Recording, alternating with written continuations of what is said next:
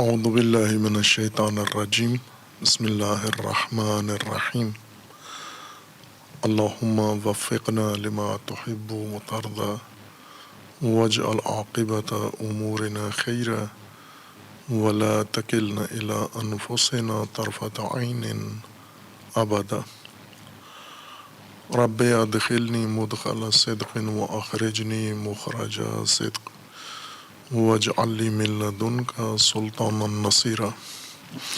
سورہ مبارکہ بقرہ آیہ کریمہ وبشر الذین آمنوا وعملوا الصالحات ان لہم جنات تجری من تحتها الانہار کلما رزقوا منها من ثمرۃ رزقا قالوا هذا الذی رزقنا من قبل وأتوا به متشابہا وَلَهُمْ فِيهَا أَزْوَاجٌ مُطَهَّرَةٌ وَهُمْ فِيهَا خالدون۔ انسان کے لیے اللہ تبارک و تعالیٰ نے ہدایت مقرر فرمائی ہے، اور اس ہدایت کے مقابلے میں انسان کی دو طرز زندگی بیان کی ہیں، ایک عبیدانہ و عابدانہ زندگی یعنی اطاعت کی کہ مکمل طور پر ہدایت الہی کو تمام تفاصیل جزیات کے ساتھ اپنا لے انسان اور اس کے مطابق زندگی بسر کرے، اور دوسری زندگی ہے انکاری زندگی، کافرانہ زندگی، فاسقانہ و فاجرانہ، ہدایت کو چھوڑ کر ہدایت الہی سے باہر کسی اور نظام زندگی کو اپنانا ہدایت کی جگہ پر یا دین کی جگہ پر۔ اس زندگی کو بھی ایک عنوان دیا ہے اور دونوں کا نتیجہ ہے، اس طرز زندگی کا اپنا طبیعی نتیجہ ہے، نہ کہ انتقامی نتیجہ دونوں کا یا معاوضہ اللہ تبارک و تعالیٰ کی جانب سے ان دو طرز زندگی کا معاوضہ جو اس طرز زندگی کی پاداش میں ان کو ملے، بلکہ خود اسی زندگی کا ایک نتیجہ ہے جو مرحلہ آخرت میں ظاہر ہونا ہے، اور نتیجہ مرتب ابھی ہو رہا ہے۔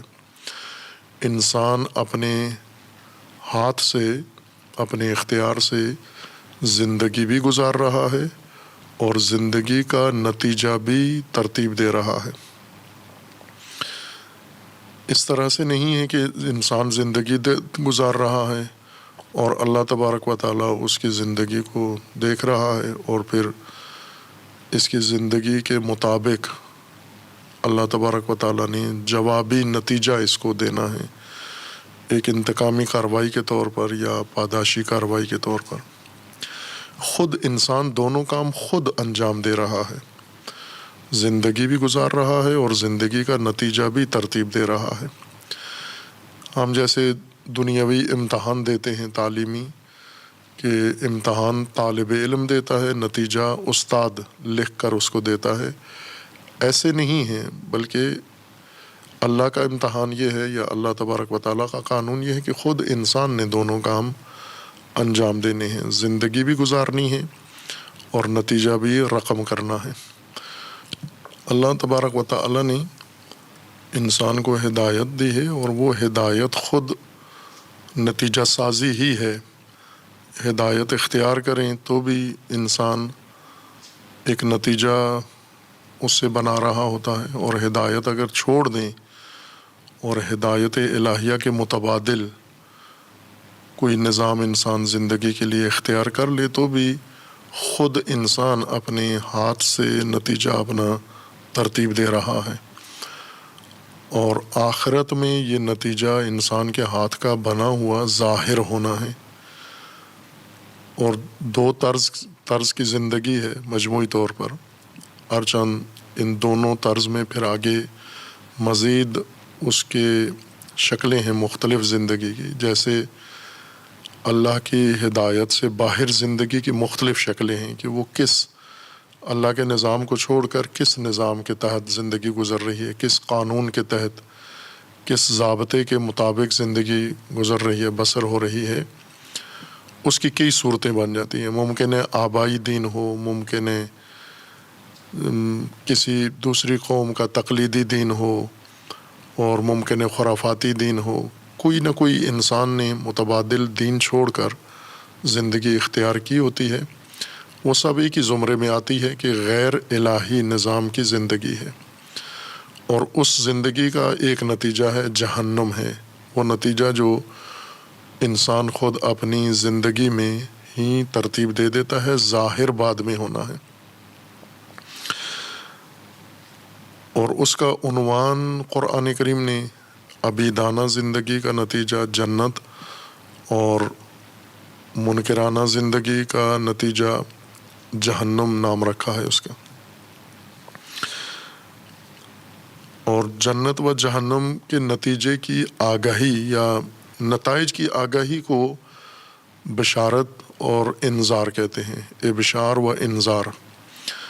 اگر نتیجہ اچھا ہو، وہ زندگی عبیدانہ ہو، اس کے نتیجے کی آگاہی و اخبار و خبر کو ابشار، اور وہ نتیجہ اگر جہنم ہو یعنی گمراہ زندگی ہو، اس کے نتیجے کی آگاہی کو انذار قرآن کریم نے کہا ہے کہ یہ دونوں بھی آگاہی سے تعلق رکھتی ہیں، اور یہ آگاہی نتیجے کی ہدایت میں مؤثر ہے کہ اگر انسان کو نتیجوں کی آگاہی نہ ہو تو ہدایت کا امر انسان کے لیے دشوار ہو جاتا ہے، اور دونوں طرز زندگی انسان کو یکساں نظر آتی ہیں۔ جس طرح قرآن کریم میں اللہ تبارک و تعالی نے بیان فرمایا ہے کہ آیا مومن و فاسق یکساں ہیں، یہ تقابل قرآن کریم نے کئی آیات میں کیا ہے کہ یہ دو طبقے برابر ہیں، مجاہد اور قائد آپس میں برابر ہیں، ظلمات و نور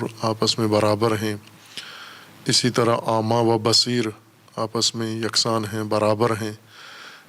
چونکہ انسان لا علمی یا گمراہی کے نتیجے میں، بے شعوری کے نتیجے میں اس تساوی کا قائل ہے کہ مومن مساوی با فاسق ہے، یا ایمان و فسق مساوی ہیں، یا مومنانہ زندگی اور فاسقانہ زندگی ان میں تساوی ہے۔ اس لیے قرآن نے اس تساوی کی نفی کی ہے، رد کیا اس تساوی کو کہ یہ نہیں ہے، اور یہی آگاہی کے ساتھ انسان کے لیے ثابت ہوتی ہے کہ تساوی نہیں ہے۔ اگر عبیدانہ زندگی گزارے یا فاسقانہ یا کافرانہ، نتیجہ مختلف ہے، اور یہ اس نتیجے کی آگاہی انسان کو اسی زندگی میں، اسی نشأت اولیٰ میں اس کو بتانا ضروری ہے۔ اس لیے فرمایا ہے وَبَشِّرِ الَّذِينَ آمَنُوا وَعَمِلُوا الصَّالِحَاتِ أَنَّ لَهُمْ جَنَّاتٍ تَجْرِي مِن تَحْتِهَا الْأَنْهَارُ۔ عبیدانہ زندگی کے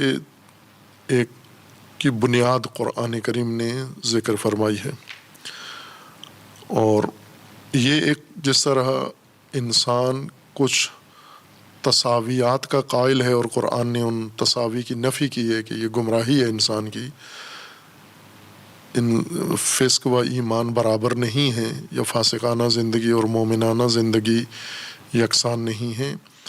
اسی طرح قرآن کریم نے کچھ چیزوں کا تضاد ذکر کیا ہے، اور کچھ امور کے اندر قرآن کریم نے تعلق ذکر کیا ہے، ارتباط ذکر کیا ہے۔ اور یہ اہم موضوع ہے قرآن کا کہ ہدایت کے نظام میں جو قرآن کریم نے زوج بنائے ہیں، یعنی معارف جو زوج کی شکل میں ہیں، جنہیں دو دو ایک ساتھ اکٹھے ملا کر ذکر کیا ہے، جیسے اقامت الصلاۃ و ایتاء الزکوٰۃ، یہ ایک زوج ہے۔ اسی طرح ایمان و عمل صالح، یہ ایک زوج ہے۔ اور یہ جو ترکیب قرآن کریم نے بنائی ہے، ان کے درمیان ایک تعلق کے ساتھ ان کو ذکر کیا، اور زیادہ تر آیات میں اکٹھا ذکر کیا ہے ان کو، ایمان و عمل صالح۔ یہ خود ایک اپنے اندر ایک حکمت ہے قرآن کریم نے، خداوند تبارک و تعالیٰ نے اس کے حقیقی تعلق کی وجہ سے ان کو لفظی طور پر بھی زوج بنا کر ذکر کیا ہے۔ اور یہ زوج اصل بنیاد ہے ہدایت کی. زندگی عبیدانہ و عابدانہ زندگی کی بنیاد ایمان و عمل صالح ہے.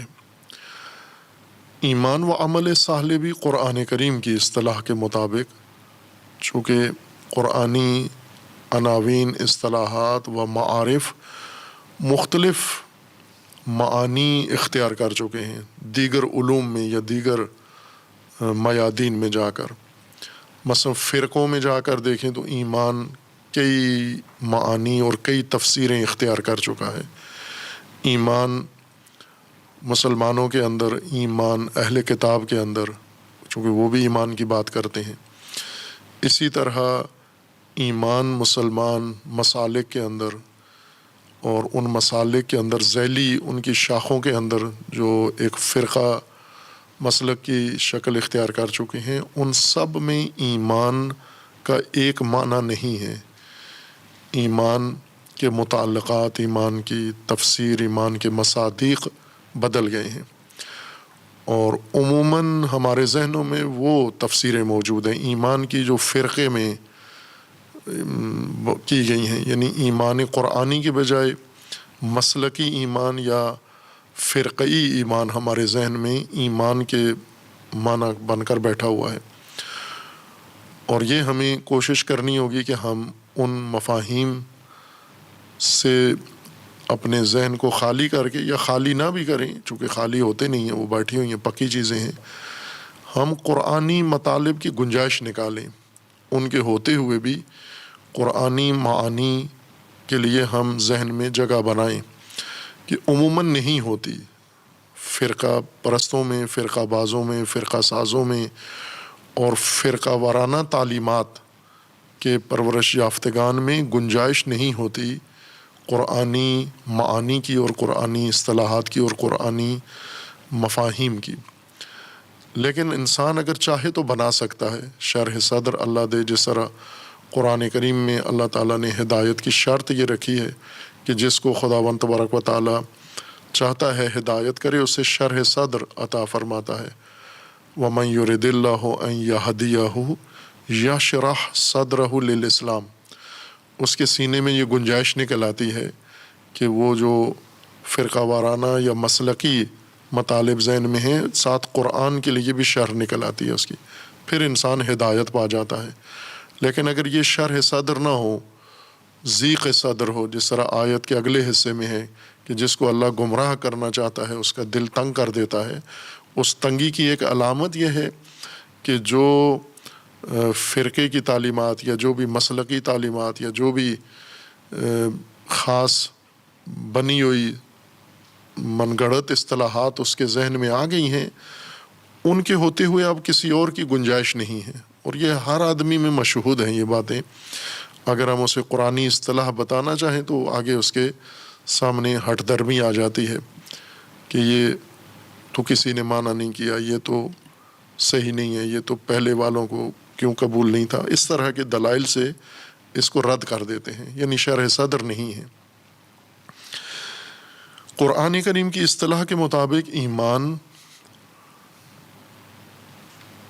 امن سے ہے. امن کا مطلب اطمینان و اعتماد ہے. ایسا اطمینان و اعتماد جس کے ہوتے ہوئے خوف، اضطراب انسان سے مرتفع ہو جائے. اس طرح کے اطمینان کو امن کہتے ہیں. اور یہ ایمان قرآن نے بنیاد قرار دیا ہے. یعنی انسان اطمینان پیدا کرے اور اطمینان فراہم کرے اپنے آپ کو، اپنے معاشرے کو، اپنے سماج کو. یہ اطمینان دے. مومن اطمینان و امن فراہم کرنے والا. یہ کس طریقے سے یہ امن و اطمینان، اعتماد فراہم ہو؟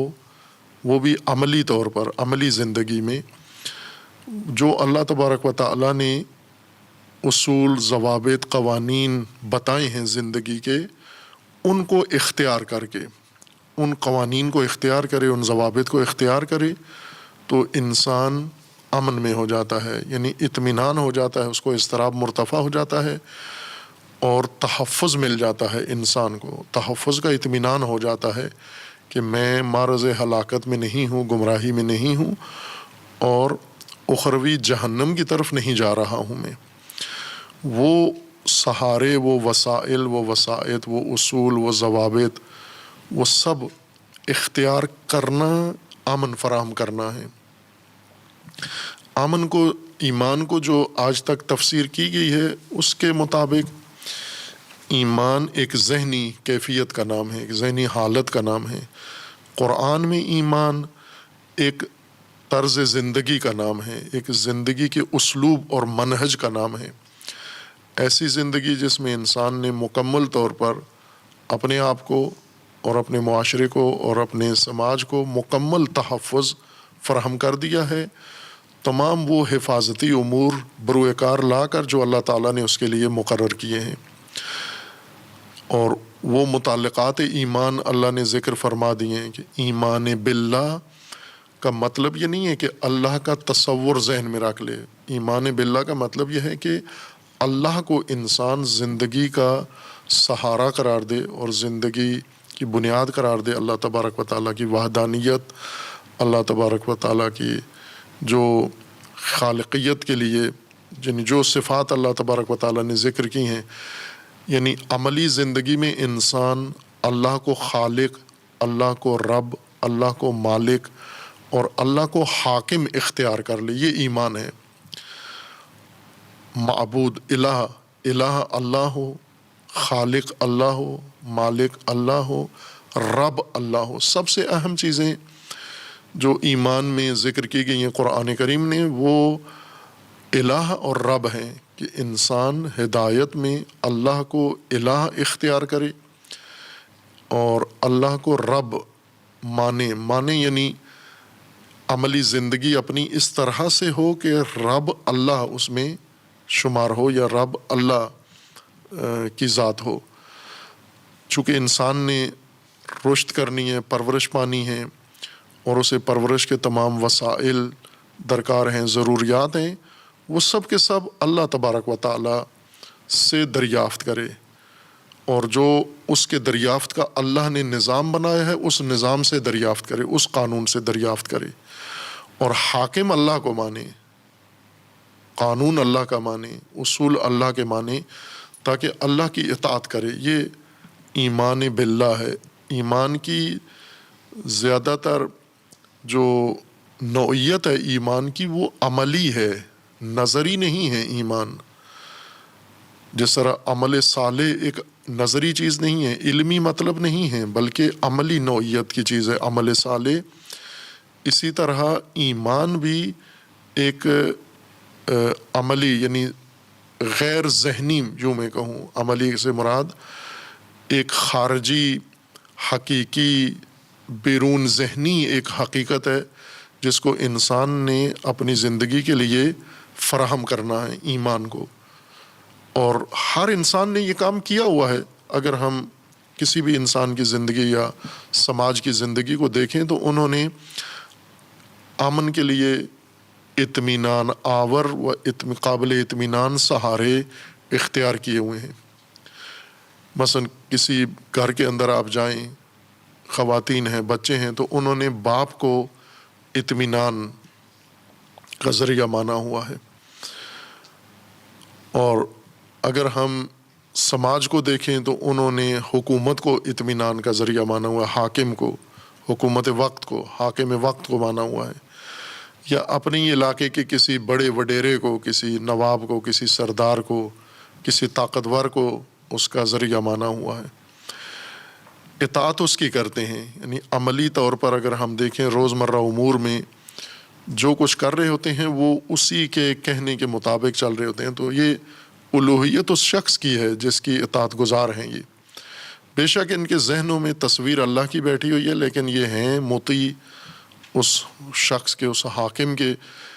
اس طرح کے آلہہ کو قرآن نے طاغوت کہا ہے، جو اللہ کے علاوہ ہوں، یعنی جنہیں انسان اللہ کی جگہ اختیار کر لے، رب اختیار کر لے، یہ طاغوت ہیں۔ جنہیں الہ اختیار کر لے، یہ طاغوت ہیں۔ جنہیں انسان خالق مان لے اللہ کے علاوہ، یہ طاغوت ہیں۔ جنہیں انسان مالک مان لے، یہ سب طواغیت ہیں، ان طاغوت کے زمرے میں آتے ہیں۔ بس ایمان والوں کے لیے ایک طرز کی زندگی، الذین آمنو مراد جن لوگوں نے اپنی زندگی کو مطمئن بنایا ہے، محفوظ بنایا ہے اور اعتماد کیا ہے اللہ تبارک و تعالیٰ کے دیے ہوئے نظام اور اللہ تبارک و تعالیٰ کے دیے ہوئے قوانین اور اللہ تبارک و تعالیٰ کے دیے ہوئے وسائل کو جن لوگوں نے اپنی زندگی کا سہارا بنایا ہے، یہ مومنین ہیں، یہ آمنو ہیں۔ اور وہ بھی اس زندگی میں، یہی جو زندگی ہے، ایمان کی تفسیر اس طرح سے کی گئی ہے کہ بلکہ کل دین کی تفسیر اس طرح سے کی گئی ہے مانوی کہ اس کی زمینی حیثیت ختم کر دی گئی ہے، جبکہ اللہ تبارک و تعالیٰ نے انسان کو زمین پہ پیدا کیا ہے، زمینی زندگی کے لیے پیدا کیا ہے، اور قرآن زمینی زندگی کی ہدایت ہے، زمینی ہدایت قرآن لے کر آتا ہے۔ اور زمینی زندگی کا زیادہ تر حصہ آپ کا مادی ہے، جسمانی زندگی ہے آپ کی، جیسے پیدائش ہے آپ کی تو جسمانی پیدائش ہوئی ہے، پھر پرورش ہے تو جسمانی پرورش ہو رہی ہے، پھر اس کے بعد جوانی ہے تو جسمانی طور پر یہ جوانی جسمانی رشد کا نام ہے، پھر اس کے بعد ازدواج ہے، ایک جسمانی تعلق قائم ہوا ہے، پھر سماج ہے، ایک جسمانی قرابت انسانوں کی آپس میں پیدا ہوئی ہے۔ اس جسمانی اور مادی زندگی کے اندر معنی موجود ہے، نہ کہ معنی منتفی ہے، اس کی روح معنی ہے، لیکن ہدایت کا اصل رخ اس مادی زندگی کی طرف ہے، اسی زمینی زندگی کی طرف ہے۔ یعنی یہی انسان جو روزمرہ امور گزارتا ہے، انجام دیتا ہے، کھاتا ہے، پیتا ہے، کام کرتا ہے، محنت کرتا ہے، مشقت کرتا ہے، یہ سارے امور ہی قرآن سنوارنے کے لیے آیا ہے، اسی کے لیے رہنمائی کی گئی ہے۔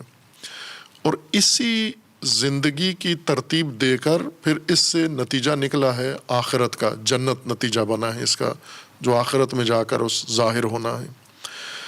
بس یہ بات ہمیں ذہن میں رکھنی چاہیے کہ قرآن کریم کی ہدایت کا جو اصل محور ہے وہ انسان کی زمینی زندگی ہے، نہ کہ زمینی زندگی سے جس کو روحانیت کہتے ہیں، جس کی قرآن نے نفی کی ہے کہ انسان اپنی زمینی زندگی کو ترک کر دے اور مانوی زندگی اپنا لے اور تعلقات ختم کر دے، یہ اعمال ختم کر دے، وہ جو اللہ تبارک و تعالیٰ نے انسان کی زندگی کے لیے دستور بنایا ہے، اس سب کو چھوڑ کر زہد کے نام پر یا روحانیت کے نام پر یا تصوف کے نام پر یا عرفان کے نام پر ایسی معنویت اختیار کر دے، یہ اللہ کا دین نہیں ہے۔ اللہ تبارک و تعالیٰ نے ہدایت جو کی ہے آپ کی اس ظاہری زندگی کو ترتیب دینے کے لیے، سنوارنے کے لیے کی ہے۔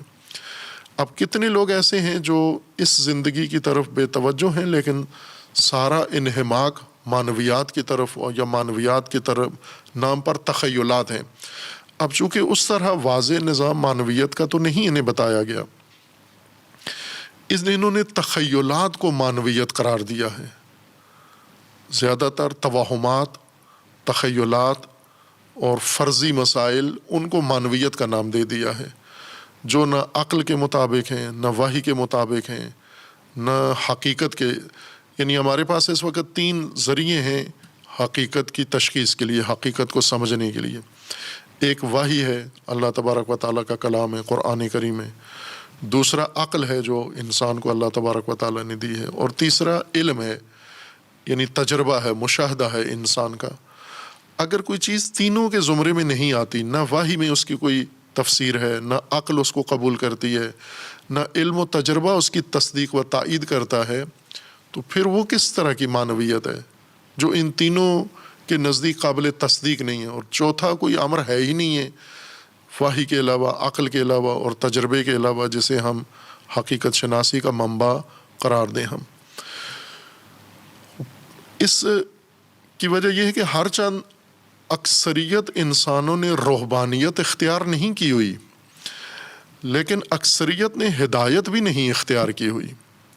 یہ جو سیکولرزم جیسے، لبرلزم جیسے نظریے نکلے ہیں، وہ اس غلط فہمی کی بنیاد پر ہیں کہ دین معنویت کا نام ہے اور زندگی غیر معنوی امور کا نام ہے، لہٰذا معنویت کے لیے دین کی طرف رجوع کرتے ہیں اور باقی امور زندگی کے لیے دین کے علاوہ کسی اور منبع کی طرف رجوع کرتے ہیں جہاں سے یہ جدائی، یہ تفکیک پیدا ہوئی ہے، نام مطلوب اور ناپسندیدہ تفکیک دین اور دنیا میں، دین اور زندگی میں، کہ ہم روزمرہ جو زندگی گزارنی ہے اس کے لیے ہم کسی اور کی اطاعت کریں، عبدیت اطاعت کو کہتے ہیں، اس میں کسی کے عبد بن جائیں، اور معنویت میں اللہ کے عبد بن جائیں ہم۔ عملی طور پر اس وقت جو خصوصاً مسلمانوں کی کیفیت ہے کہ اہل کتاب کی بھی ملتی جلتی کیفیت ہے۔ پہلے اہل کتاب نے یہ غلطی کی ہے، ان کی دیکھا دیکھی مسلمانوں نے بھی اس کو نظریہ بنا لیا ہے کہ دین معنویت کا مجموعہ ہے اور زندگی مادیات کا نام ہے۔ تو ظاہر ہے اگر آپ نے زندگی گزارنی ہے تو مادیات اور مادی نظریے اور مادی نظریے کے خالقین کی طرف جائیں گے۔ اگر آپ نے اللہ کی طرف جانا ہے تو آپ کو معنویت کا راستہ اختیار کرنا ہوگا۔ تو بعض نے دونوں کیے ہوئے ہیں، دونوں کو اتباع کرتے ہیں۔ دن بھر وہ مثلا جب کام کاج کرتے ہیں، کاروبار کرتے ہیں، کھیتی باڑی کرتے ہیں، ملازمت کرتے ہیں، دفتروں میں جاتے ہیں، کوئی اور کام کر رہے ہوتے ہیں، تعلیم تعلم کا، تو اس میں اللہ کا نظام نہیں ہے ان کے پاس، اور انہیں یقین بھی ہے کہ نہیں ہے، چونکہ دین ان کاموں کے لیے تو نہیں آیا ہمیں یہ بتائے پڑھنا کیسے ہے، پڑھانا کیسے ہے، کون سا مضمون پڑھنا ہے، کون سا مضمون پڑھانا ہے، اپنا معاشرہ کیسے بنانا ہے، سوسائٹی کیسے بنانی ہے، حکومت کیسے بنانی ہے، معیشت کیسے بنانی ہے، دفاع کیسے کرنا ہے، آپ نے تعلقات آپس میں کیسے رکھنے ہیں، حقوق کی مراد کیسے کرنی ہے، حدود کو کس طرح سے آپ نے بنانا ہے، قوانین کون سے ہونے چاہیے، نظم و نسق آپ کے اندر کیسا ہونا چاہیے، اس کے لیے وہ دین کی طرف رجوع نہیں کرتے۔ علماء بھی، مجتہدین بھی، جو دین کے متولی بنے ہوئے ہیں، یہ انہوں نے ہی یہ غلط فہمی پھیلائی ہے کہ دین معنویت کا نام ہے۔ دین یہ ہے کہ آپ نماز پڑھیں، دین یہ ہے کہ آپ روزہ رکھیں، دین یہ ہے کہ آپ دعا کریں، دین یہ ہے کہ آپ حج کریں، دین یہ ہے کہ آپ اللہ تبارک و تعالیٰ کی مناجات کریں۔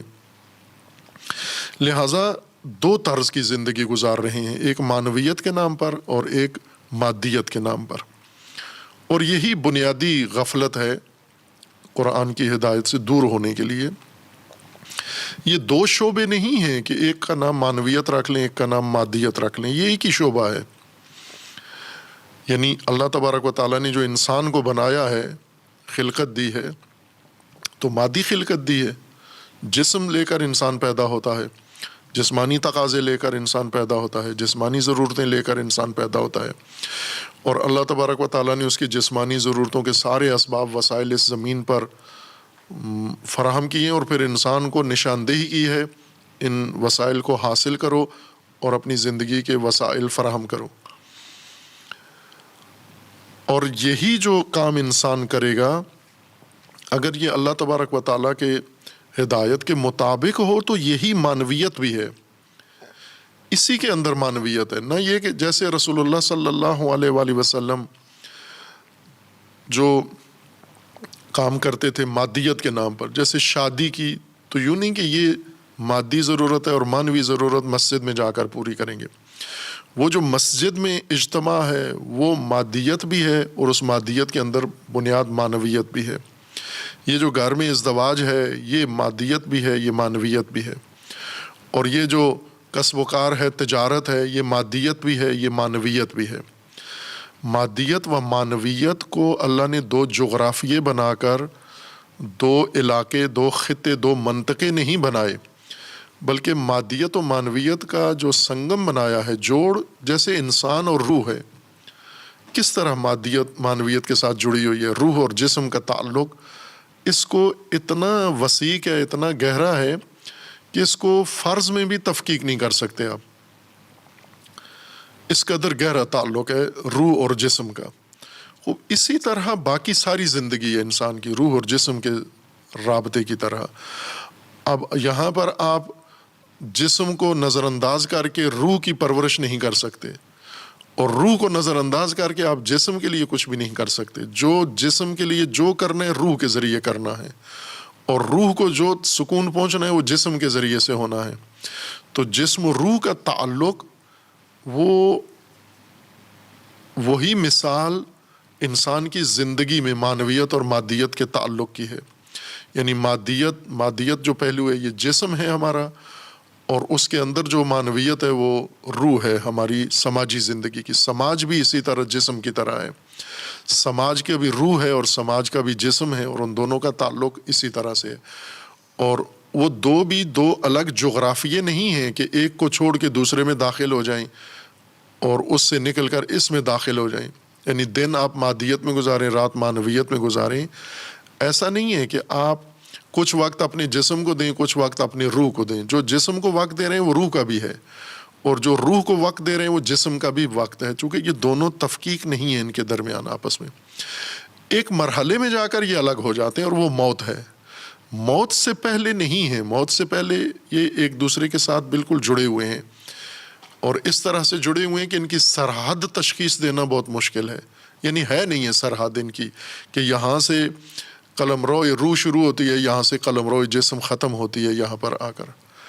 سماج بھی جو بنتا ہے، سماجی زندگی وہ بھی ایسی ہے، اور ہدایت اسی سنگم کے لیے ہے کہ جس کا ظاہری حصہ مادی ہے اور جس کا باطنی حصہ معنوی ہے، اور دونوں کے لیے خداوند تبارک و تعالیٰ نے، یعنی پرورش بھی جب ہونی ہے تو دونوں کی ہونی ہے اور دونوں کے ذریعے ہونی ہے، نہ کہ پرورش جسم کی نہیں ہے اور صرف روح کی پرورش ہے. البتہ ایسے ہیں تصورات، جیسا اشارہ کیا میں نے، مثلا تصوف کے نام پر، عرفان کے نام پر، ہر باقی مذاہب کی طرح، مسالک کی طرح. جیسے میں تشیع کی مثال دوں کہ شیعہ دو تشیع ہیں. ایک حقیقی تشیع جو ائمہ اطہار اہل البیت علیہ السلام نے تعلیمات جس کی دی ہیں، بنائی ہیں، مقرر کی ہیں، پڑھائی ہیں، نشر کی ہیں، ایک وہ تشیع ہے. اور ایک تشیع ہے خیالی، تخیلات کے اوپر، جو ذاکروں نے، خطیبوں نے، پیشہ وروں نے، مرشدوں نے، باووں نے ایک تصور دیا ہے. یہ دونوں شکلیں موجود ہیں. اب دونوں کو کہنے کو شیعہ ہیں، لیکن حقیقت میں ان کے اندر مشرق و مغرب کا فاصلہ ہے، یا ظلمت و نور کا فاصلہ ہے. ایک محض ظلمت ہے اور ایک نور محض ہے. وہ جو اہل البیت علیہ السلام نے بنایا ہے وہ نور محض ہے، اور وہ جو خود لوگوں نے گھڑ لیا ہے وہ ظلمت محض ہے. یہی شکل اب تصوف کے بارے میں بھی ہے. صوفیت بھی اسی طرح دو شکلوں میں ہے. ایک صوفیت عرفان نام ہے ابدیت کا، اسی عابدانہ زندگی کا نام ہے. اور ایک تصوف وہ خیالات، افسانے، کہانیاں، خرافات، تخیلات، سب تخیل ہے. تخیل وہ ہوتا ہے کہ جس کی دلیل نہ ہو، یعنی جس کے پیچھے گواہی نہ وحی میں ہو، نہ عقل میں ہو، نہ تجربے میں ہو. جب تینوں منابع اس کی تائید نہیں کرتے تو یہ تخیل ہے، یہ خرافہ ہے، یہ قابل قبول نہیں ہونا چاہیے. کوئی بھی پیش کرے، 1000 قسمیں کھا کے پیش کرے، 100 بزرگ مل کے پیش کریں، کوئی بھی کہے یہ، جب وحی میں بھی اس کا کوئی ثبوت نہیں ہے، عقل بھی اس کی مؤید نہیں ہے، اور تجربہ بھی اس کی تائید نہیں کرتا، علم بھی اس کی تائید نہیں کرتا، تو پھر وہ انسان کے لیے بہت مضر چیز ہے. اس کو مذہب بنا لینا، اس کو مسلک بنا لینا، اس کو فرقہ بنا لینا. یہ تشریح اس لیے کی کہ ایمان دونوں رخ رکھتا ہے. ایمان مادی ایمان بھی ہے، یا ایمان کا مادی حصہ. چونکہ انسان دو حصوں میں ہے، انسان روح ہے اور جسم ہے، تو ایمان بھی دو حصوں میں ہونا چاہیے. چونکہ ایمان کا مطلب ہے اطمینان اور اعتماد، جس کے ایسا اطمینان جس میں خوف نہ ہو، جس میں تحفظ ہو، جس میں امنیت ہو. تو وہ جسم کو بھی چاہیے اور جسمانی پہلو کو بھی چاہیے، مادی پہلو کو زیادہ چاہیے. چونکہ زیادہ تر خطر انسان کو اس مادی پہلو سے ہوتا ہے، اور زیادہ تر یلغار یا اضطرابات مادی لحاظ سے انسان کے اندر پیدا ہوتے ہیں. یعنی بہکنے کا زیادہ جو میدان ہے وہ معنویت نہیں ہے، وہ مادیت ہے. مادیت میں پھسلتا ہے انسان.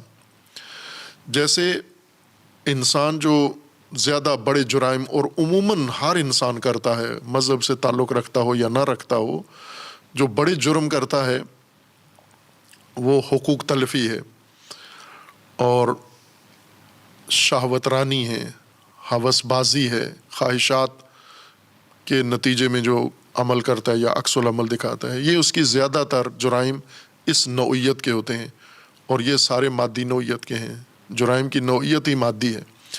اب جرائم کی نوعیت مادی ہو اور ان جرائم سے نکلنے کے لیے جو چارہ کار ہے وہ مانوی ہو، تو مانویت میں تو ٹھیک ہے، ہمیں مدد دے گا، لیکن مشکل ہماری مادی ہے۔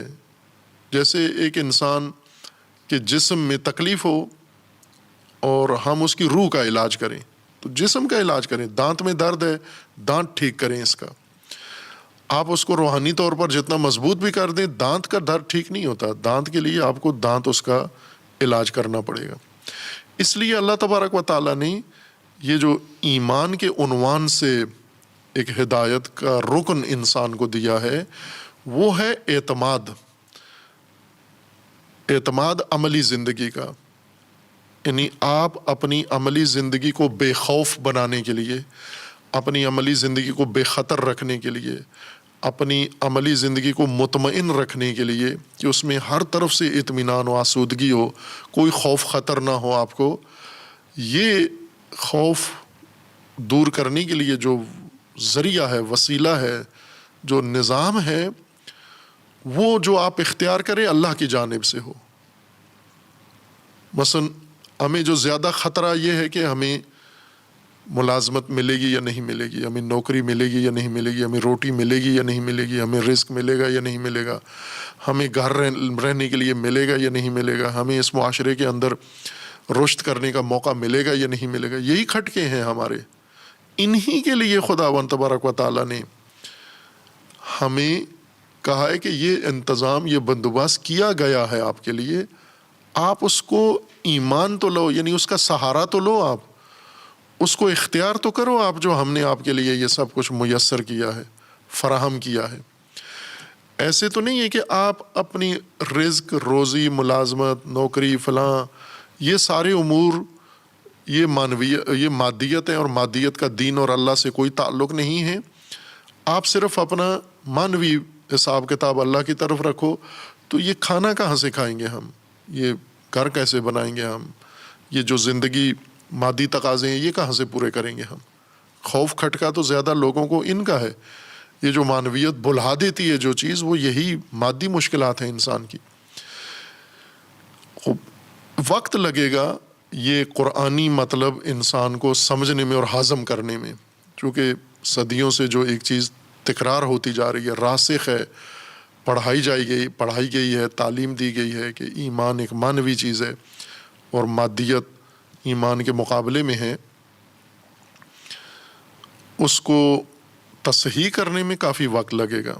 لیکن جو کم عمر ہیں، جوان ہیں، ابھی ان کے ذہن بھرے ہوئے نہیں ہیں اس ساری آلودگی سے، ان کے لیے آسان ہے البتہ۔ لیکن جو راسخ ہیں، جو پڑھ چکے ہیں، جو یہ ساری چیزیں ازبر کر چکے ہیں، ان کے لیے بہت دشوار ہے اس مطلب کو تصحیح کرنا۔ لیکن اگر قرآن کے ساتھ مانوس رہیں اور قرآن پڑھتے رہیں اور غور و تدبر قرآن میں کریں، قرآن انشاءاللہ لے آئے گا ان کو اپنے میدان میں، لے آئے گا اپنے ہدایت کے میدان میں لے آئے گا۔ بس آمنو، ایمان، اطمینان اور اعتماد ہے انسان کی عملی زندگی کا، یعنی ان سہاروں کے اوپر اطمینان و اعتماد جو اللہ تبارک و تعالیٰ نے فراہم کیے ہیں ہماری زندگی کے لیے۔ وَعَمِلُوا الصَّالِحَاتِ، دوسرا زوج، یعنی یہ ہدایت کا جو بنیادی زوج ہے، رکن ہے، ایمان و عمل صالح۔ عمل صالح خود ایک مرکب چیز ہے، عمل ہے وہ صالح صفت موصوف ہے اور ایک چیز شمار ہوتے ہیں۔ ایمان میں ترکیب نہیں ہے، بسیط چیز ہے، اور عمل صالح صفت وہ موصوف ہیں، لیکن یہ دو چیزیں نہیں ہیں الگ، ایک ہی چیز ہے۔ عمل صالح ایک مفہوم واحد ہے، بعض نے اس کو الگ الگ لے گئے ہیں، عمل کو بالکل صالح سے کاٹ دیا اور صالحیت کو عمل سے کاٹ کے، اور پھر ان کی تشریح کی ہے، تو ظاہر ہے دور ہو جاتا ہے انسان حقیقت سے اس طرح۔ عمل، اشارہ کیا تھا کہ عمل ایک کوشش کا نام ہے، اور عمل وہ محنت ہے، مشقت ہے، وہ حرکت ہے انسان کی طرف سے جو قصد کر کے ارادہ کر کے کسی شے کے حصول کے لیے انجام دی جاتی ہے. پہلے ارادہ کیا جاتا ہے، قصد کیا جاتا ہے، اس شے کے حصول کے جتنے لوازمات ہیں وہ سارے مد نظر رکھے جاتے ہیں، محاسبہ کیا جاتا ہے کہ یہ چیز میری ضرورت ہے، مجھے چاہیے، میرے پاس نہیں ہے اور مجھے اشد اس کی ضرورت ہے. جیسے پیاسا، سادہ سی مثال دیتے ہیں، جیسے پیاسا آدمی ہے، اس کو پانی چاہیے، تو یہ اپنے اندر احساس کرتا ہے ضرورت کا کہ پانی، پیاس پانی کے فقدان کا نام ہے، پانی کی عدم موجودگی ہے، پانی کی مقدار نہیں ہے، جتنی جسم کو چاہیے اتنی مقدار نہیں ہے. یہ فقدان پیاس بن کر، احساس بن کر انسان کے اندر پیدا ہوتا ہے. اس احساس کے بعد انسان میں پانی کی طلب پیدا ہوتی ہے. پھر پانی کی طلب کے لیے انسان ارادہ کرتا ہے پانی کے حصول کا، اور پھر اس کے بعد انسان جائزہ لیتا ہے کہ پانی کے حصول کے لیے پانی کہاں ہے اور کیا کیا مجھے انجام دینے ہوں گے، مقدمات، کون سے مراحل مجھے طے کرنے ہیں تاکہ پانی، میری مطلوبہ چیز مجھے مل جائے. یہ ساری چیزیں قصد میں، ارادے میں سب شامل ہیں. یعنی انسان تفاصیل کے ساتھ ان سب کا جائزہ لے کے، ارادہ کر کے پھر حرکت انجام دیتا ہے اور مطلوبہ چیز حاصل کر لیتا ہے. یہ زحمت، یہ حرکت، یہ مشقت، یہ سختی یا یہ جو حرکت ہے انسان نے لیا ہے قصد کر کے، اس کو اصطلاح میں عمل کہتے ہیں. اور فعل عمل نہیں ہے، فعل کسی شے کے اندر موجود ایک خاصیت ہے، خصوصیت ہے، صلاحیت ہے. چونکہ جتنے بھی موجودات ہیں، مخلوقات ہیں، اللہ تبارک و تعالیٰ نے ایجاد کیا ہیں، خالی نہیں ہیں سارے. ان سب کے اندر متعدد خصوصیات ہیں. کچھ خصوصیات یہ ظاہر کر پاتے ہیں، کچھ خصوصیات نہیں ظاہر کر سکتے، جو ان کے اندر ہی رہتی ہیں. جو خصوصیات ان موجودات کے اندر اللہ نے رکھی ہیں اور یہ ظاہر کرتے ہیں، ان خصوصیات کو اگر یہ ظاہر کر دیں تو یہ ظہور یا اظہار خصوصیت، اپنی جو کمال ہے، جو اپنی خاصیت ہے، جو اپنی توانائی ہے، جو اپنی صلاحیت ہے، اس کو اگر انسان ظاہر کر دے، یہ فعل کہلاتا ہے. جیسے آگ سے حرارت ظاہر ہو جاتی ہے، یہ آگ کا فعل ہے. یا آگ میں احتراق ہے، جلانے کی خاصیت ہے، یہ آگ کے اندر موجود ایک صلاحیت خاصیت ہے، جسے وہ جہاں پر بھی آگ وجود میں آتی ہے اپنا اثر ظاہر کر دیتی ہے. یہ اثر کا اظہار یہ فعل کہلاتا ہے.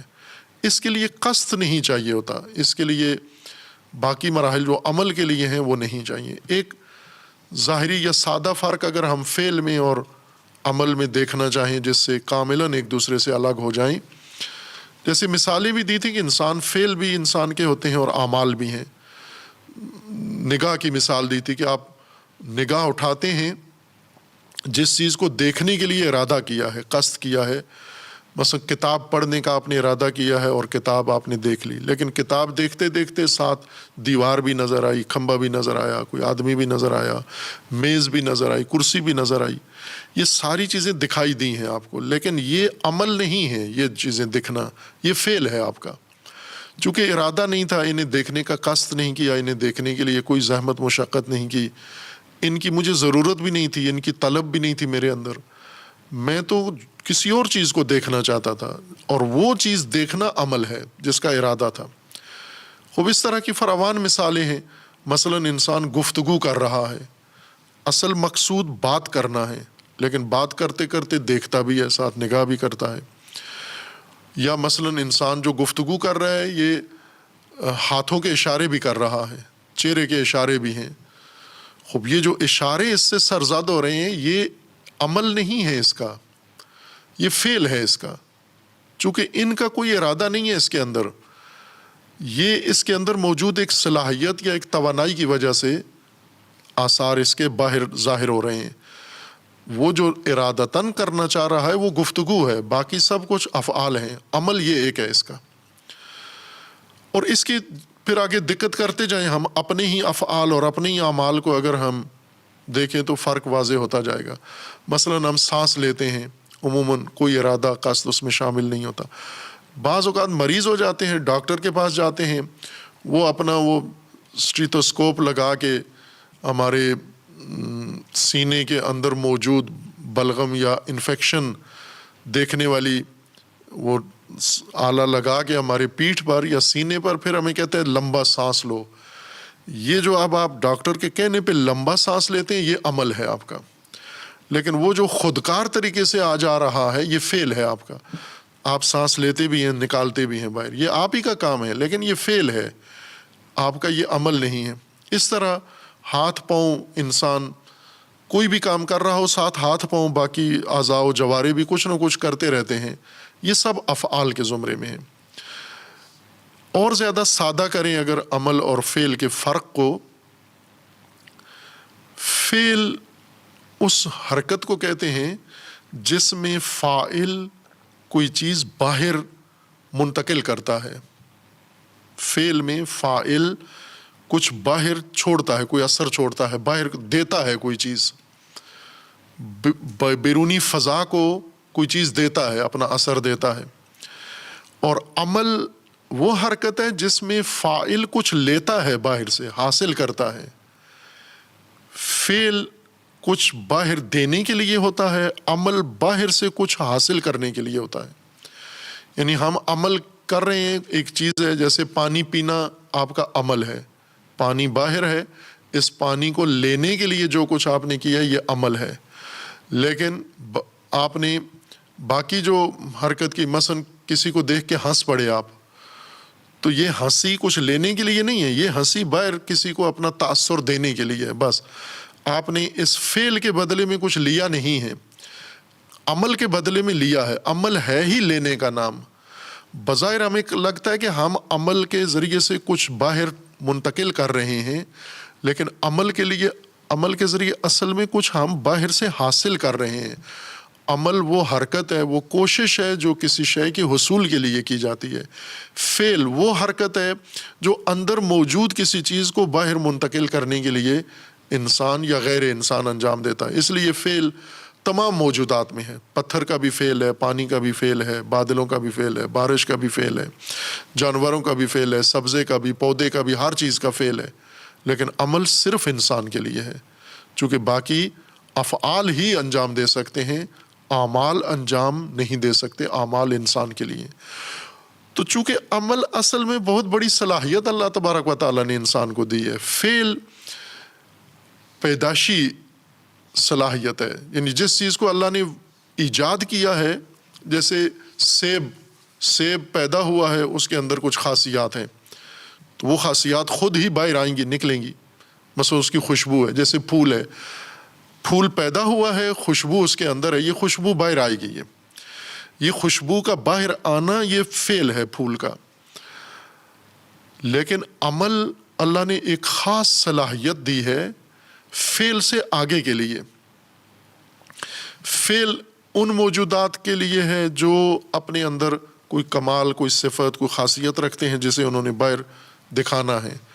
اعمال ان کے لیے ہیں، وہ صلاحیت و قابلیت ہے کہ جنہوں نے باہر سے بہت کچھ حاصل کرنا ہے، جنہوں نے تکامل کرنا ہے، یعنی وہ ناقص چیز جس نے کمال تک پہنچنا ہے اور وہ سب کچھ خود حاصل کرنا ہے، اس کی نشاندہی کر کے. اعمال اس کوشش و توانائی کا نام ہے جو انسان اپنی بنیادی ضرورتوں کے حصول کے لیے بروئے کار لاتا ہے. یہ اعمال ہیں. اب ہدایت میں عمل کا جو کردار ہے وہ بہت نمایاں ہو جاتا ہے. ایمان وسائل اختیار کرنا، اعتماد کرنا، بھروسہ کرنا اور تسلی کرنا اپنی کہ یہ وہ چیزیں ہیں جو میری تمام زندگی کی ضروریات فراہم کرتے ہیں، ان پر اعتماد کرنا، بھروسہ کرنا، اختیار کرنا، یہ ایمان ہے. میں ایمان کی پھر مثال دوں، چونکہ نامانوس چیزیں ہیں، قرآنی مفاہیم نامانوس ہیں ان کے لیے. مثلا ہم کسی اپنے چھوٹے بچے کو، بیٹے کو، بھائی کو لے کے جاتے ہیں، اسکول میں لے کے جاتے ہیں، وہاں بہت سارے لوگ ہیں، بہت ساری ٹیچرز ہیں، بہت سارے اساتذہ ہیں، طلاب ہیں. تو ان میں سے انسان یہ نہیں کہتا جا کر سارے، مثلا اسکول مدرسے کے اندر فرض کریں 500 بچے ہیں اور 50 استاد ہیں تو یہ شخص جا کر ان 50 اساتید کو کہتا ہے کہ یہ میرا بچہ آپ کے حوالے ہے، اور ان 500 طالب علموں کو کہتا ہے یہ میرا بچہ آپ کے حوالے ہے۔ ایسے کوئی بھی نہیں کرتا۔ کیوں نہیں کرتا؟ چونکہ نہ ان 500 کی اس کو شناخت ہے، نہ ان 500 پر اس کا اعتماد ہے۔ اسی طرح جب بچہ لاتا ہے اسکول میں، آگے 50 استاد موجود ہیں، ان 50 استاد کے بارے میں اس کی کوئی شناخت نہیں ہے۔ گمان اچھا ہی ہوگا لیکن شناخت نہیں، اسے نہیں پتا یہ کون لوگ ہیں، کیا کرتے ہیں۔ ان میں سے کسی ایک کو یا چند ایک کو جس کو وہ جانتا ہے، جس کی وجہ سے لے کر آیا ہے اپنے بچے کو اور آ کر اس کے حوالے کرتا ہے، یا وہ جس کو کہے اس کے حوالے کرتا ہے، یہ ایمان ہے، یہ اعتماد ہے۔ یہ اعتماد کہ میں اپنا بچہ تعلیم کے لیے، تربیت کے لیے ان کے حوالے کر رہا ہوں، یعنی اعتماد کر رہا ہوں، اطمینان دے رہا ہوں، خوف میرا ختم ہو گیا ہے، مجھے اب کوئی چنتا نہیں ہے، کوئی اس طرح کا اضطراب میرے اندر نہیں ہے کہ میرا بچہ ناکام ہو جائے گا یا نہیں پڑھ پائے گا یا ضائع ہو جائے گا، چونکہ میں جس کے حوالے کر رہا ہوں مجھے اس پر پورا اعتماد ہے، بھروسہ ہے۔ اس کو ایمان کہتے ہیں۔ یہی ایمان ہے، یہ جو ہم روزمرہ انجام دے رہے ہیں کہ اپنی امانتیں کس کو سپرد کرتے ہیں۔ امانت امن سے ہی ہے۔ اعتماد کس پر کرتے ہیں؟ جا کر اطمینان کہاں ہوتا ہے؟ وہیں جا کر وہ چیزیں رکھتے ہیں۔ اور خود جب اپنی باری آتی ہے کس کے پاس پڑھنا چاہتے ہیں؟ جس پر اعتماد ہے۔ مثلا بعض تو ادارے ایسے ہیں تعلیمی کہ جہاں پر طالب علم کو موقع نہیں دیا جاتا استاد چننے کا، بعض جگہ دیا جاتا ہے موقع۔ یہاں پہلے تھا، پھر نہ طلبہ اس کی قدردانی کی، نہ استادوں نے قدردانی کی، تو وہ نظام ختم ہو گیا۔ لیکن ہونا چاہیے، بہت آئیڈیل نظام ہے۔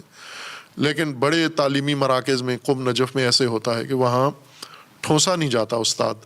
طالب علم خود 10 استاد ہیں، 20 استاد ہیں، ان میں سے پہلے تھوڑا تھوڑا جا کے چکھتا ہے سب کا درس، پھر اس کے بعد ایک کو چن لیتا ہے۔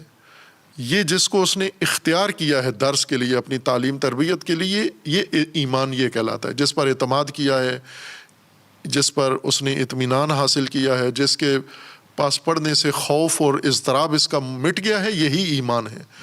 اب یہ ایمان ہے۔ اب اس کے پاس جو اس نے پڑھنا شروع کیا یہ عمل ہے۔ عمل شروع ہی اطمینان کے بعد ہوتا ہے کہ پہلے آپ نے یہ وسیلہ اختیار کر لیا، یہ واسطہ، یہ ذریعہ ہدایت کا، تربیت کا، تعلیم کا، رزق کا، روزی کا، سماج کا، سب کا وسیلہ جو اللہ نے رکھا تھا وہ آپ نے ڈھونڈ لیا۔ ڈھونڈ کے اب عمل کی باری آتی ہے، وَعَمِلُوا الصَّالِحَاتِ۔ اب آپ نے عمل کرنا ہے۔ عمل سے مراد یعنی یہی، یہ جس پر ایمان لے آئے ہو، جس پر اعتماد کیا ہے، جس پر اطمینان کیا ہے، اب عمل شروع ہوتا ہے۔ عمل یعنی اب وہ کوشش، اس وسیلے کے پاس جو کچھ آپ کی ضرورت ہے، جس پر ایمان لائے ہو، اسی کے اندر تمہاری ضرورت موجود ہے۔ مثلا قرآن پر ایمان لائے ہو آپ، تو قرآن کے اندر ہی تمہاری ضرورت موجود ہے، تو عمل یہیں سے شروع ہو جاتا ہے۔ اب آپ قرآن سے وہ ساری ضرورت حاصل کرو، وہ قرآن سے اپنی ضرورت حاصل کرنا، یہ عمل ہے آپ کا۔ اور اس کی خصوصیت یہ ہے کہ یہ صالح ہو، یہ عمل صالح ہو۔ عمل صالح مختلف اعمال میں سے ایک عمل علیحدہ نہیں ہے، جیسے بعض علماء اخلاق نے یہ کام کیا ہے، اعمال صالحہ کی فہرست بنائی ہے انہوں نے کہ یہ اعمال صالحہ ہیں، اگر انسان مومن یہ کام کرے تو انسان صالح بن جاتا ہے، یہ اعمال صالحہ ہیں۔ ایسا قرآن نے نہیں کیا۔ اتفاقاً قرآن نے جیسا ایمان آمنو کہا ہے اور عمل صالح، پھر آگے مصداق تعین نہیں کیا کہ یہ کیا ہے یہ عمل صالح، صرف کہا ہے عمل صالح ہونا چاہیے۔ یعنی یوں نہیں کہ یہ اعمال، یہ آپ کا کھانا ہے، یہ پینا ہے، یہ اٹھنا ہے، یہ بیٹھنا ہے، اور یہ عمل صالح ہے آپ کا۔ ان آپ کے جملہ اعمال میں سے یہ عمل صالح ہے، یہ باقی اعمال آپ کے کچھ اور ہیں۔ نہ، عمل صالح آپ کے ہر عمل کی صفت ہونی چاہیے، ہر عمل صالح ہو آپ کا، ہر عمل میں یہ خاصیت و یہ وصف ایجاد کریں آپ کا کہ وہ صالح ہو۔ اور عمل صالح عمل فاسد کے مقابلے میں، صلاح اس کے متقابل صورت جو قرآن نے استعمال کیا وہ فساد ہے۔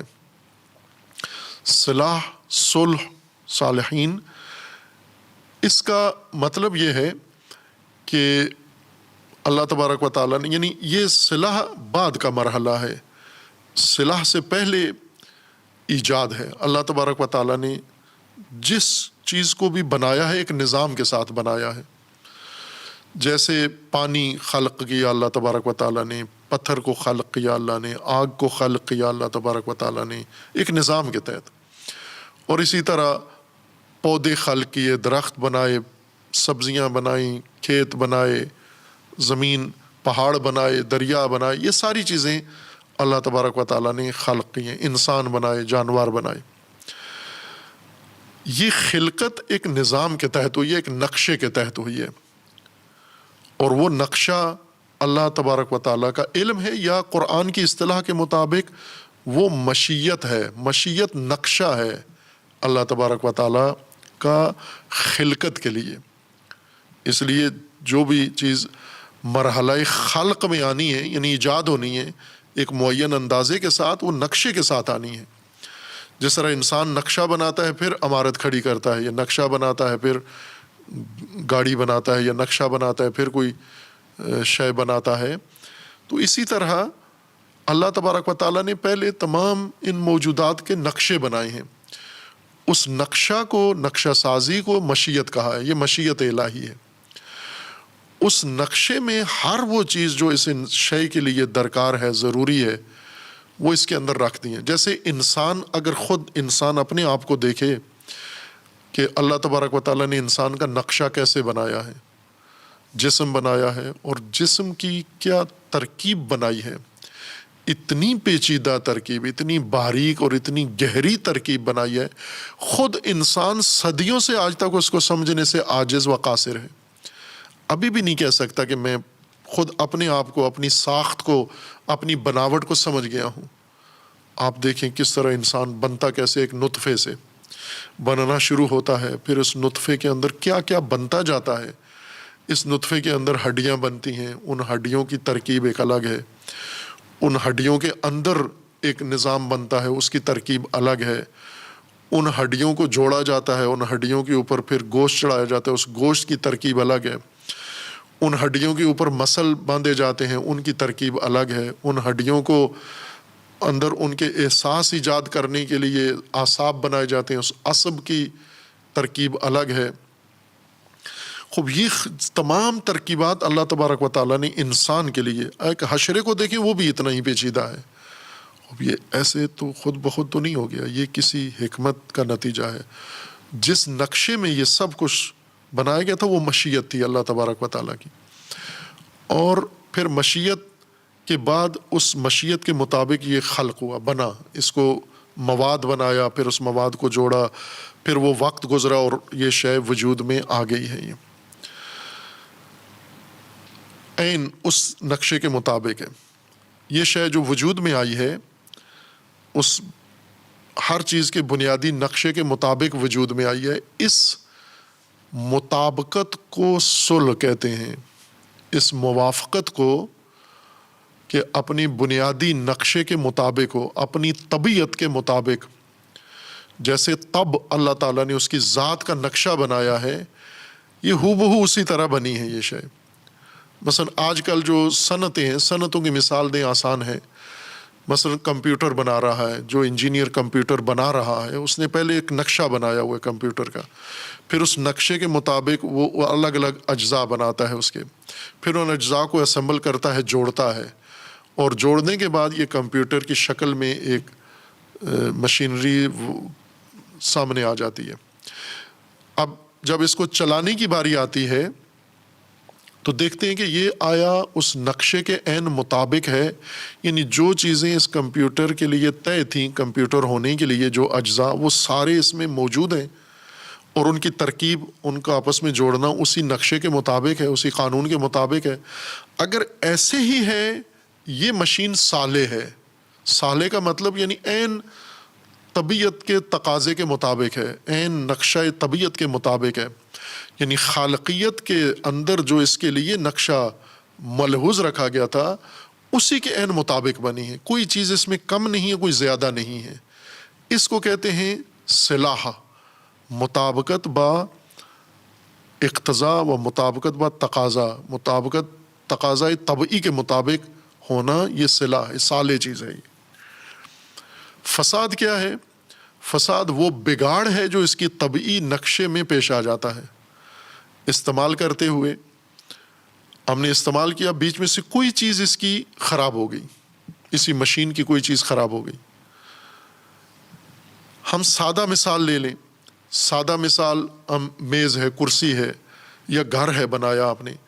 اگر یہ گھر بنایا ہے انسان نے ایک نقشے کے مطابق بنایا ہے، اس نقشے میں اس گھر کے پیمائش پہلے معین کی ہے، پھر اس کی دیواریں، پھر اس کی بنیادیں، پھر دیواریں، پھر اس کی چھت، کھڑکیاں، دروازے، فرش، ہر چیز اس کی نقشے میں جیسی تھی ویسے ہی بنا دیا آپ نے، اور یہ گھر بن کے مکمل ہو گیا۔ یہ گھر اس نقشے کے مطابق ہے، عین مطابق ہے، یہ صالح ہے، یہ بیت صالح ہے، چونکہ عین مطابق ہے، اپنے طبعی نقشے کے، اپنی ذات کے عین مطابق ہے۔ لیکن اگر یہ ایسے نہیں بنا، نقشہ کچھ اور تھا، یہ بن کچھ اور گیا ہے، یہ صالح نہیں ہے، یہ فاسد ہے، یعنی اس کے اندر بگاڑ ہے، وہ نقشہ کچھ اور تھا، بنا کچھ اور ہے۔ یا بننے کے بعد جو ترکیب نقشے کے تحت بنائی گئی ہے، یہ ترکیب ختم ہو گئی، کوئی چیز اس کی خراب ہو گئی، مثلا اس کا دروازہ خراب ہو گیا، اس کی کھڑکی خراب ہو گئی، اس کا فرش خراب ہو گیا، اس کی دیوار خراب ہو گئی، یہ فساد۔ اس نقشے کے اندر جو ترکیب ہے اس کی، ترتیب ہے اس کی، وہ ترتیب اگر الجھ گئی، ختم ہو گئی، جزوی طور پر یا کلی طور پر، جزوی ختم ہوئی تو جزوی فساد آیا ہے، کلی طور پر ختم ہوئی ہے تو کلی طور پر فساد آ گیا اس میں۔ خوب اسی طرح ہم ہر چیز کو لیں، کپڑا ہے، درزی نے آپ کا کپڑا بنایا ہے، آپ کے سائز کے مطابق، آپ کے ناپ کے مطابق اس نے بنایا ہے، یہ صالح لباس ہے، چونکہ جیسے آپ کے جسم کی جسامت ہے، طول و عرض ہے، ویسا ہی اس نے بنا دیا ہے، یہ صالح ہے، یہ لباس۔ اور اگر ایسا نہیں ہے، چھوٹا بن گیا، تنگ بن گیا، بڑا بن گیا، کچھ بنانا کچھ اور تھا، بن کچھ اور گیا، یہ فاسد ہے یہ۔ یا نہ ٹھیک بنا تھا، جب درزی سے لیا اس نے ٹھیک بنایا تھا، پھر بعد میں ہم سے اس کے اندر اس کی یہ ترتیب یا ترکیب خراب ہو گئی، کہیں سے پھٹ گیا، کہیں سے کوئی اور اس کے اندر مشکل پیش آ گئی، یہ فاسد ہو گیا، یہ فساد ہے اس کا۔ اصلاح یہ صلح ہے، صالح یا صلوح کسی شے کا طبیعت کے مطابق ہونا، اپنے طبعی نقشے کے مطابق، اپنے طبعی قانون کے مطابق ہونا، یہ صلح ہے، اور اس سے نکل جانا یہ فساد ہے۔ اصلاح جو باب افعال ہے عربی قاعدے کے مطابق، یعنی صلح نہیں ہے، اصلاح ہے۔ اصلاح کا مطلب یہ ہے کہ فساد دور کرنا۔ اصلاح اس وقت ہوتی ہے جب پہلے فساد آ گیا ہو، اگر فساد نہیں آیا صالحیت ہے، یعنی شے پیداشی طور پر صالح پیدا ہوتی ہے۔ اللہ تبارک و تعالیٰ کا نظام ہے کہ صالح پیدا ہو، مثلا وہ بچے جو پیدا ہوتے ہیں اور کسی مشکل کے بغیر پیدا ہوتے ہیں، تمام اعضاء و جوارے ان کے تناسب کے ساتھ ہیں، ان کے اندر باطنی جو اعضاء و جوارے ہیں، دل ہے، جگر ہے، ہر چیز اپنی جگہ پر ہے، گردے اپنی جگہ پر ہیں، کام کر رہے ہیں طبعی طور پر، یہ صالح بچہ پیدا ہوا ہے، نیک نہیں۔ صالح کا مطلب یعنی خلقت کے نظام کے طبیعت کے عین مطابق پیدا ہوا ہے، نیک نہیں کہتے، صالح نیک کو نہیں کہتے، نیک الگ لفظ ہے عربی میں اس کے لیے، یہ صالح ہے۔ صالح یعنی بالکل فٹ، بالکل صحیح نقشے کے مطابق، طبیعت کے مطابق، اپنے اصول کے، ضابطے کے، قانون کے مطابق پیدا ہوا ہے۔ لیکن بعض اوقات ایسے نہیں ہوتا، پیدا ہوتا ہے، اس کو کوئی بیماری ہوتی ہے، سانس کی تکلیف ہوتی ہے، پیٹ میں تکلیف ہوتی ہے، گردے اس کے خراب ہوتے ہیں، یہ ناقص ہے، یہ بچہ، یہ فاسد ہے۔ فاسد یعنی خلقت کے لحاظ سے اس میں فساد ہے، صلح نہیں ہے اس میں، یہ صالحیت نہیں ہے۔ اور ایک یہ کہ یہ سالم بچہ پیدا ہو کے بیمار ہو گیا، بعد میں ٹھنڈ لگی اس کو، کوئی غلط چیز کھلا دی اس کو، اس کے اندر کوئی مسمومیت پیدا ہو گئی ہے، زہر پیدا ہو گیا، کوئی جراثیم وائرس نے اس پر حملہ کر دیا ہے، اس کو پھر مطابق طبیعت کے واپس لانا، یہ اصلاح ہے اس کی۔ یہ فساد و اصلاح، صلاح عین نقشے کے مطابق، طبیعت کے مطابق، فطرت کے مطابق، قانون کے مطابق ہونا، یہ صلاح ہے۔ فساد اسی نقشے اور اسی قانون سے ہٹ کے بگاڑ پیدا ہو جانا۔ اصلاح اس بگاڑ کو دور کر کے دوبارہ اس کو اصلی حالت میں، طبیعی حالت میں واپس لے آنا، یہ اصلاح ہے۔ یہ ان کا لغوی معنی ہے۔ عمل صالح ہو، قرآن کریم کا یہ فرمانا ہے کہ آمنوا وعملوا الصالحات۔ اب جب ایمان لائے ہو، یعنی کوئی اللہ تبارک و تعالیٰ نے جو آپ کو نظام دیا ہے اسے اختیار کر لیا، آپ نے بھروسہ کر لیا، اعتماد کر لیا، تو اب شروع کرو اس بھروسے کے اندر جو آپ کی ضرورت ہے وہ حاصل کرو، عمل کرو، لیکن عمل صالح ہو آپ کا۔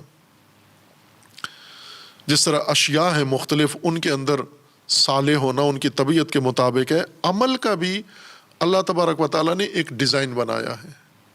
یوں نہیں کہ عمل کا ہم پر چھوڑ دیا ہے نقشہ کہ آپ جیسے مرضی ہے، یہ پانی، جیسے پانی آپ نے پینا ہے، ضرورت ہے، اب پانی جیسے مرضی ہے پی لو، آپ جس کا مرضی ہے، جہاں سے مرضی ہے اٹھا لو پی لو، نہ، اس کا بھی ایک نقشہ ہے۔ آپ نے پانی کی طلب پیدا ہوئی ہے اور پانی کو حاصل کرنا ہے، آپ نے پانی کے حصول کی کوشش کو عمل کہتے ہیں۔ یہ عمل صالح ہونا چاہیے، یعنی یہ نقشے کے مطابق ہونا چاہیے۔ یہ جو اللہ تبارک و تعالیٰ نے اس کوشش کے لیے جو نقشہ بنایا ہے، جو ہدایت کا نقشہ بنایا، اس کے مطابق، عین مطابق ہونا چاہیے، ورنہ فاسد ہو جائے گا یہ عمل۔ یوں نہیں ہے کہ آپ نے ہر قیمت پر پانی پینا ہے، پانی آپ نے پینا ہے، پانی کے حصول کی کوشش عمل ہے، یہ عمل صالح ہونا چاہیے۔ اس لیے زیادہ تر آیات کریمہ میں صالح عمل کی صفت واقع ہوا، عامل الصالحات۔ انسان کی بھی صفت ہے، صالحین انسان کی بھی صفت ہے، یہ مصلحین انسان کے لیے بھی استعمال ہوا ہے۔ لغتاً عام ہے، لغتاً ہر چیز کے وصف ہے، جو بھی زمین پہ چیز موجود ہے وہ دو حالتوں سے خالی نہیں ہے، یا صالح ہے یا فاسد ہے۔ لیکن قرآن کی اصطلاح میں یہ صلاح و فساد یہ انسان کی ہدایت کے تناظر میں بیان ہوا ہے کہ انسان یا صالح ہے انسان یا فاسد ہے انسان، انسان کا عمل یا صالح ہے یا فاسد ہے۔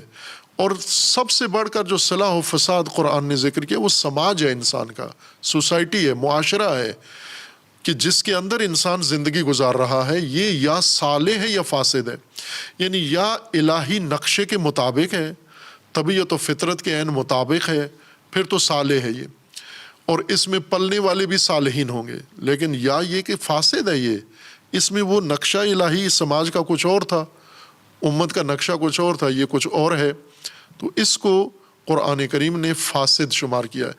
اگر کوئی فاسد ہو جائے، اس نقشے کے مطابق نہ ہو، پھر خداوند تبارک و تعالیٰ نے اس کے لیے یہ گنجائش رکھی ہے کہ اس کی اصلاح کر سکتے ہو آپ، یعنی اس کو واپس اپنے نقشہ الہی کے مطابق لا سکتے ہو۔ انسان، عمل اور سماج، یہ تین چیزیں ہیں جو وصف صالحیت سے متصف ہونی چاہیے۔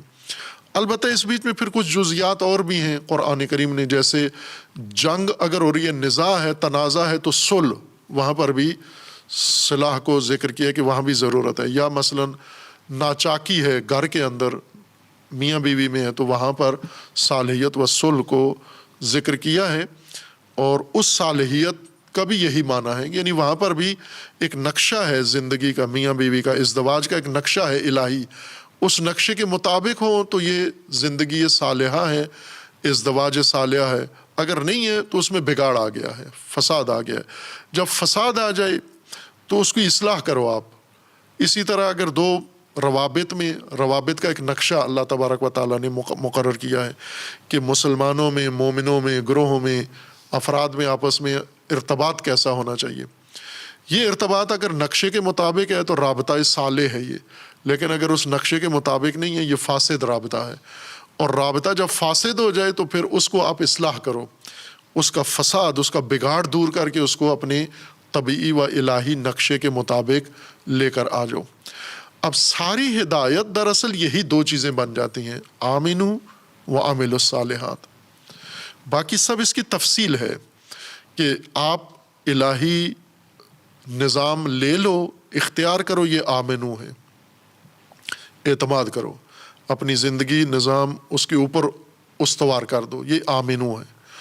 اور جب آمنو یعنی اب جب یہ نظام آپ نے لے لیا ہے تو لے کے اب اس کو چومنا تو نہیں ہے، اس کے اندر جو آپ کے لیے ہدایت رکھی ہوئی ہے وہ حاصل کرنی ہے آپ نے، اور حاصل جس حرکت سے اور کوشش سے اس کا نام عمل ہے۔ یہ عمل ہر طرح کا نہ ہو بلکہ صالح عمل ہو، نقشے کے عین مطابق ہو۔ خوب اس خوبصورتی کے ساتھ قرآن کریم نے ہدایت کو تبیین کیا ہے۔ وَبَشِّرِ الَّذِينَ آمَنُوا وَعَمِلُوا الصَّالِحَاتِ أَنَّ لَهُمْ جَنَّاتٍ تَجْرِي مِن تَحْتِهَا الْأَنْهَارُ۔ خوب یہ زندگی کتنی منظم ہے، کتنی جیومیٹریکل زندگی ہے، ہر چیز جس کی اپنے حساب کے مطابق، اپنی جگہ کے مطابق، ہر آدمی، ہر عمل، ہر نقطہ، ہر نگاہ، ہر قول، ہر بات اپنے اپنے مقام پر۔ صالح اسی وقت ہے جب اپنی جگہ پر ہو۔